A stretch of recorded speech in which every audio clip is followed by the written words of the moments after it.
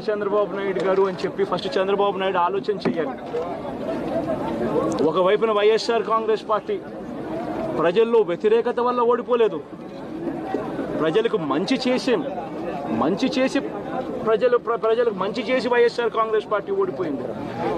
ఎందుకు ఓడిపోయింది అని అంటే చంద్రబాబు నాయుడు చేసిన మోసపూరిత హామీలకు ప్రజలు కాస్తో కూస్తో కొద్దిగా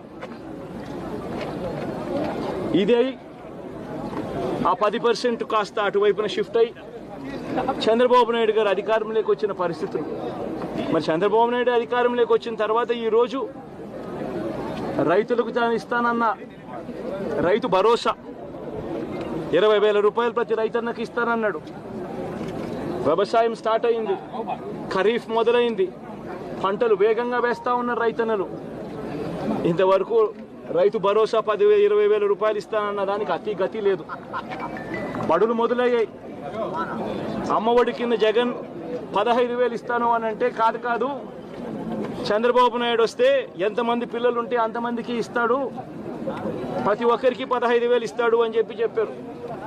రాష్ట్రంలో 1 కోటి మందికి పైగా పిల్లలు బడియీడు పిల్లలు ఉన్నారు. బడులు స్టార్ట్ అయ్యాయి. ఆ ప్రతి తల్లి కూడా అడుగుతా ఉంది, తల్లికి వందనం అని పేరు పెట్టావు, అమ్మఒడి అనే పథకాన్ని పేరు మార్చావు, మరి ఆ డబ్బులు ఏమైనాయని చెప్పి గవర్నెన్స్ మీద కాస్త ధ్యాస పెట్టి ఆ తల్లులకి ఇచ్చే డబ్బులు ఇచ్చే కార్యక్రమం చూడండి. రైతులకు ఇచ్చే రైతు భరోసా 20,000 ఇస్తామన్నారు, ఇచ్చే కార్యక్రమం చూడండి.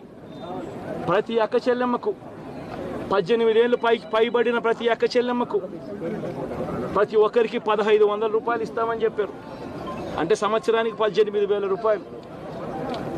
రాష్ట్రంలో 4,12,00,000 మంది ఓటర్లు ఉండరని చెప్పి మొన్ననే లెక్కలు తేలి. అందులో దాదాపుగా 2,10,00,000 మంది మహిళా ఓటర్లే. అంటే అందరూ 18 సంవత్సరాలు నిండిన మహిళా ఓటర్లే. మరి 2,10,00,000 మంది ఈ మహిళా ఓటర్లందరూ కూడా 18 ఏళ్ళు నిండిన ఈ మహిళా ఓటర్లందరూ కూడా వీళ్ళందరూ కూడా ఈరోజు అడుగుతా ఉన్నారు, 1,500 రూపాయలు ప్రతి నెల ఇస్తానన్నావు, ఏమైంది ఈ 1,500 రూపాయలు ఇచ్చే కార్యక్రమాలు అని చెప్పి అడుగుతా ఉన్నారు.